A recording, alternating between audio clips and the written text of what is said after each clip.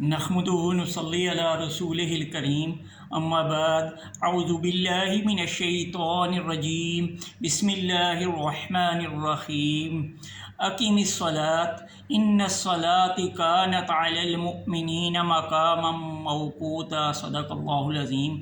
نہایت ہی قابل احترام سامعین محترم، جس طرح کہ آپ جانتے ہیں کہ میرے آج کل جو دروس ہیں وہ نماز کے اوپر ہیں، تو اللہ رب العالمین فرماتا ہے کہ نماز کو قائم کرو، بے شک مومنین کے اوپر نماز ان کے مقررہ وقت پہ فرض کی گئی ہے۔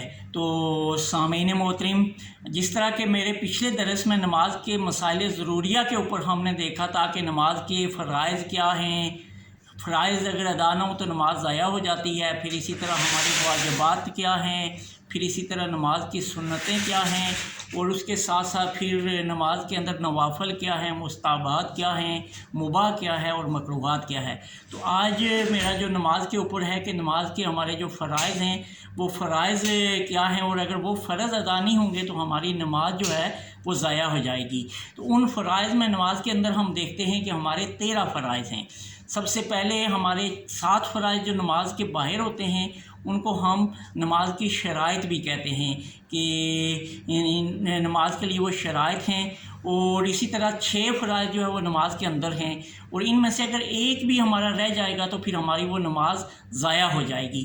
تو ہم سب سے پہلے دیکھتے ہیں کہ ہمارے نماز کے باہر کے فرائض وہ کیا ہیں۔ تو باہر کے فرائض میں سب سے پہلی چیز یہ ہے کہ بدن کا پاک ہونا، نمبر 1۔ نمبر 2 کپڑوں کا پاک ہونا۔ نمبر 3 اسی طرح ستر کا ڈھانپنا۔ اب ستر کا ڈھانپنے میں یہ ہے کہ مرد کا ناف سے نیچے اور گوڑے کے اوپر یعنی اس کا جو ہے تو وہ پاک ہو، یعنی یہ ڈھانپا ہوا ہونا چاہیے، اور عورت کے لیے پاؤں کے ٹخنوں سے اوپر سے لے کے پورا جسم اس کا ڈھانپا ہوا ہونا چاہیے، صرف اس کا چہرہ اور ہاتھ جو ہے وہ باہر ہو سکتے ہیں۔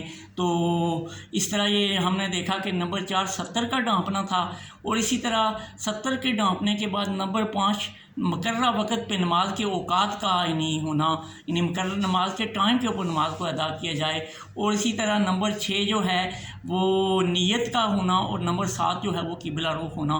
یہ 7 جو ہے ہمارے نماز کے باہر کے فرائض ہیں جن کو ہم شرائط نماز بھی کہتے ہیں، اور اسی طرح 6 نماز کے اندر کے ہمارے فرائض ہیں کہ جن میں کوئی ہم ادا نہیں کریں گے تو ہماری نماز ضائع ہو جائے گی۔ اس میں سب سے پہلا یہ ہے کہ تکبیر تحریمہ نمبر 1، ہاتھ اٹھا کے اللہ اکبر کہنا، تکبیر تحریمہ۔ نمبر 2 قیام کرنا، کھڑے ہونا۔ نمبر 3 قرآن کی آیات کو پڑھنا۔ سورہ فاتحہ جو ہے کہا گیا ہے کہ لا صلاۃ الا بالفاتحہ، سورہ فاتحہ کے بغیر نماز نہیں ہوتی ہے۔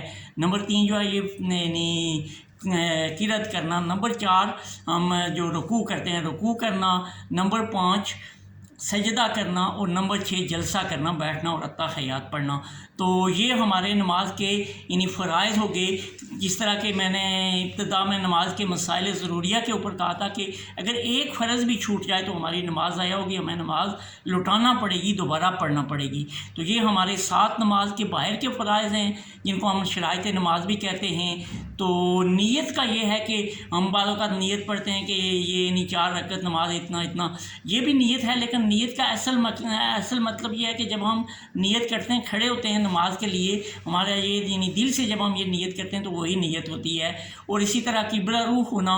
بعض اوقات ہمیں قبلے کا پتہ نہیں ہوتا ہے، تو اس وقت اگر نماز ہم پڑھ رہے ہوں اور پڑھتے ہوئے کوئی ہمیں قریب قبلے کے جاننے والا آئے، وہ بتائے کہ دائیں طرف ہے بائیں طرف ہے، اسی وقت ہمیں مڑ جانا چاہیے۔ اور نبی مہربان صلی اللہ علیہ وسلم کے اوپر جب قبلہ تبدیل کیا گیا تھا، قبلہ اول، تو نماز کے دوران ہی کہا گیا تھا کہ اپنا رخ آپ خانہ کعبہ کی طرف کر دیں۔ تو یہ اسی لیے یہ مسئلہ تھا تاکہ ہمیں نماز کے دوران اگر قبلے کا پتہ نہ چلے تو ہم اس کو بھی ٹھیک کر لیں۔ تو اس طرح یہ ہمارے نماز کے فرائض جو ہیں وہ کتنے ہوئے؟ 13 فرائض ہیں، جن میں سے ایک بھی چھوٹ جائے گا تو ہماری نماز نہیں ہوگی۔